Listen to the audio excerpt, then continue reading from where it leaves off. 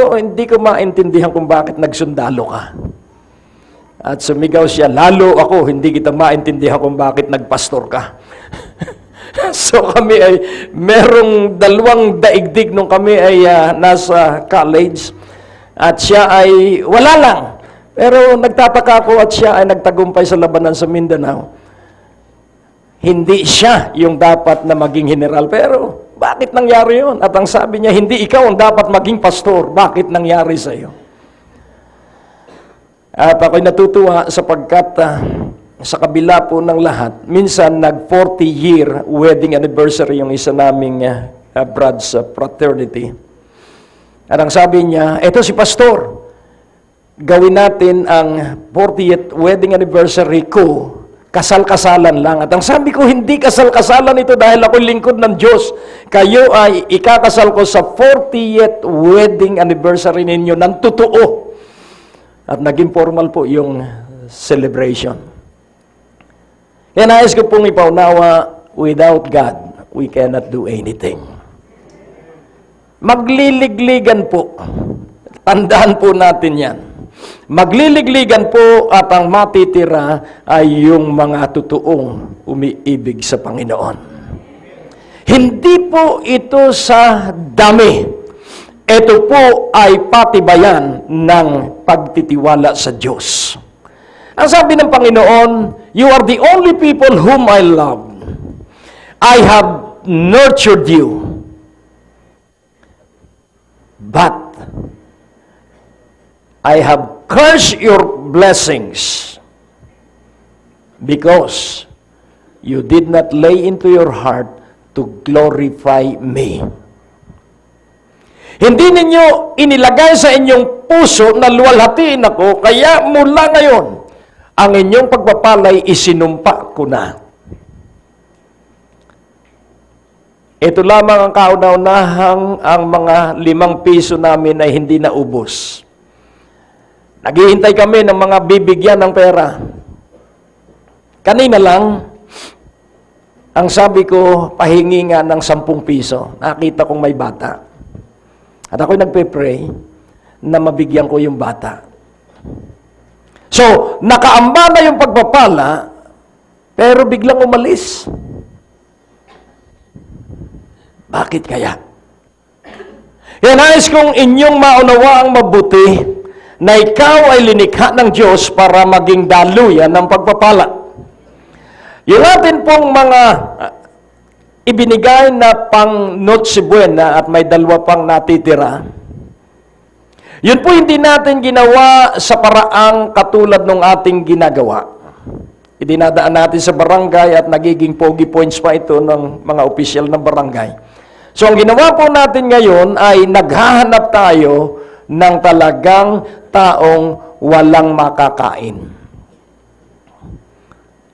So dinala po natin itong personal at doon sa huling 10 bags, ako mismo ang personal na naghanap ng mga tao na pwede kong bigyan itong pang Noche Buenang ito. At sa isang madilim na basurahan, gabi po, nakita ko ang isang lalaki. At ang sabi ko, kinausap ko siya, pwede bang bigyan kita ng queso de bola? Tumingin siya sa akin. Yun po ba yung pambagong taon? Parang hindi niya ako pinapansin. At ang sabi ko, dahil kukuha pa rin po siya ng basura magpapasko na. Naghahanap pa siya ng basura para may pampasko. Sabi ko, pwede bang bigyan kita ng pang Noche Buena? At nagliwanag yung kanyang mukha kahit madilim yung lugar. At ang sabi niya, pagpalain ka po ng puong may kapal.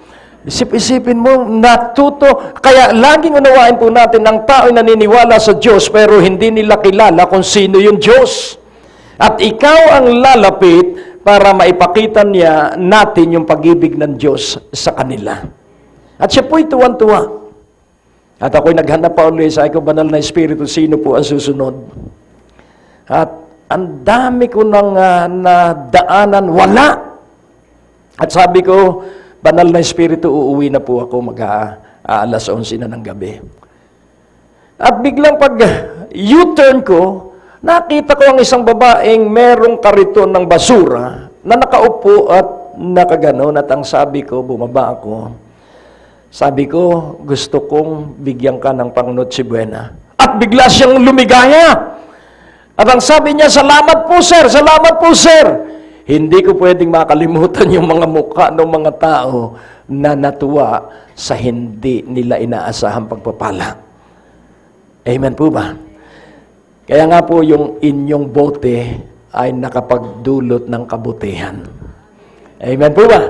Yung bote ng pera na inyong pinag-ipunan ay atin pong iniabot sa mga taong walang-wala. At huminto ako sa isang lugar uli at nakita ko. Bibigyan ko sana, pero baliw. Hindi ito makapagluluto. Kaya hindi ko siya inabutan. Sabi ko, Lord, aabutan ko ba?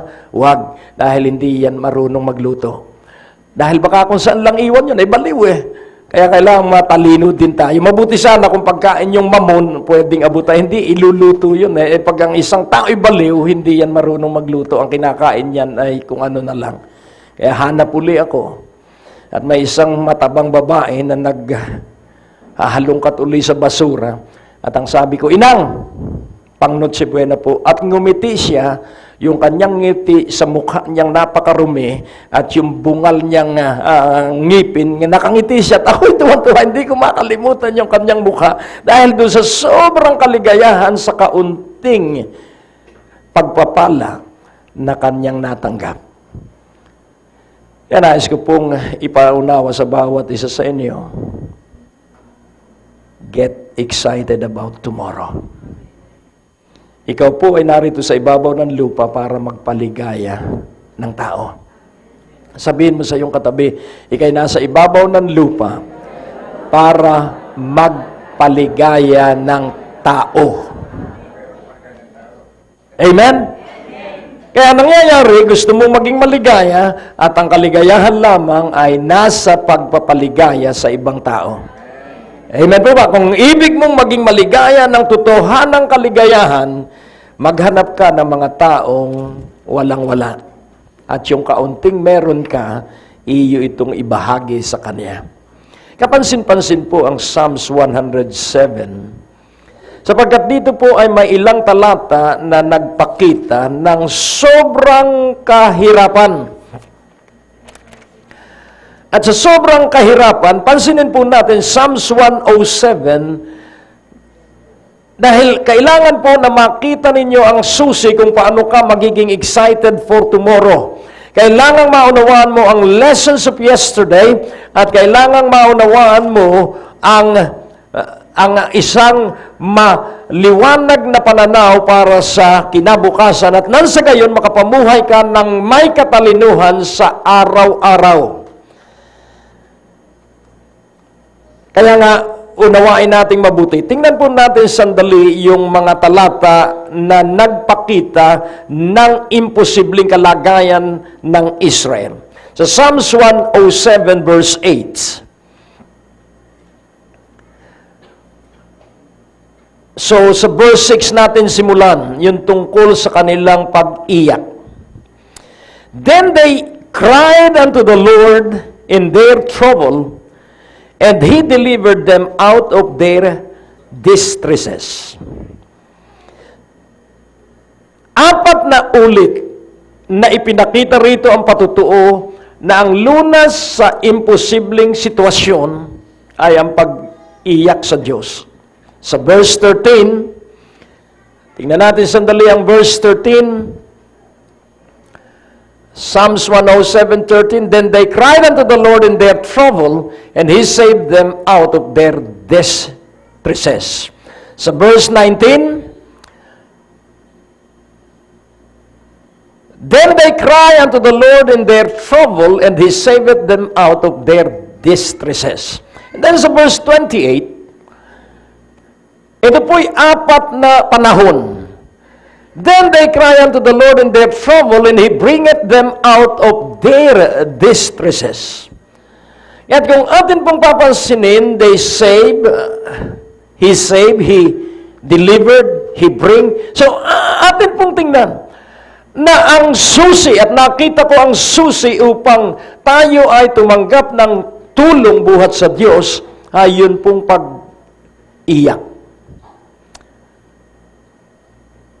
At kung titingnan po natin ang mga talatang sumusunod, nandun po yung katugunan. Kung verse 6, sa verse 7 yung katugunan, kung verse 13, sa 14 yung katugunan, at yung verse 19 sa 20 yung katugunan, at yung 28 sa 29 yung katugunan.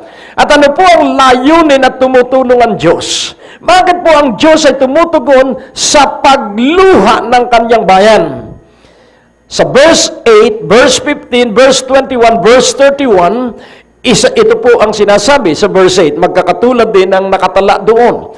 All that men would praise the Lord. So ano po ang layunin ng mga pagsubok na pag ikaw ay umiyak sa Diyos, ikay tatanggap ng kalutasan sa iyong suliranin para pupurihin ng Panginoon. Amen po ba? Oh, that men would praise the Lord for His goodness and for His wonderful works to the children of men. Kaya nga po, kung ikaw ay may pagsubok, kung ikaw may krisis, wala kang hanap buhay, baong ka sa utang, ikaw may sakit, ano ang susi? Cry unto the Lord. Amen po ba? At ang kapansin-pansin sa bandang huli ng Psalms 107, sa verse 43, whoso is wise and will observe these things, even they shall understand the loving kindness of the Lord. Kapag iyo pong siniyasat ang apat na pag-iyak na ito ng Israel, na ang tanging layunin ng Diyos doon sa mapanganib at sa mga imposibleng sitwasyon ng kanilang buhay, ay upang matanggap nilang personal. Sapagkat kapag umiyak ka po sa Diyos sa panahon ng iyong krisis, kapag ikay tinulungan ng Diyos, alam mo na ikaw ay tinulungan ng Diyos. Amen po ba? Kaya pag nagpuri ka, sa iyong isipan ay nakamarka na ikay tinulungan ng Diyos. Amen po ba? Kaya ang sabi rito, whoso is wise, ang sino mang matalino, and will observe these things. Ang sino mang matalino, whoso is wise and will observe these things, even they shall understand the loving kindness of the Lord. Gayon din maunawaan nila ang labis na kabaitan, ang mapagmahal na kabaitan ng Panginoon. Ikaw at ako ay hindi nasa kabiguan para mabigo. Ikaw at ako ay nasa kabiguan para iangat ng Diyos. Do not miss the opportunity that is inside and embedded in your problem. Nakapalaman po doon sa iyong problema ang iyong pagunlad. Nakapalaman po sa iyong pagsubok ang iyong promosyon. Amen po ba? So, kailangan maunawaan mo, at ito'y maunawaan mo lamang if you cry unto the Lord. Ano po yung pag-iyak sa Diyos? At ang pag-iyak po sa Diyos ay para humingi tayo ng tulong. At kapag ikaw ay nagkaroon ng karanasan, hindi mo lang siya pupurihin. Ikaw ay mag-aalay ng isang alay. Ano po yung iyong iaalay? The sacrifices of thanksgiving. Tingnan po natin sandali sa verse, siyasatin natin. Sa verse 32, let them exalt Him also in the congregation of the people, and praise Him in the assembly of the elders.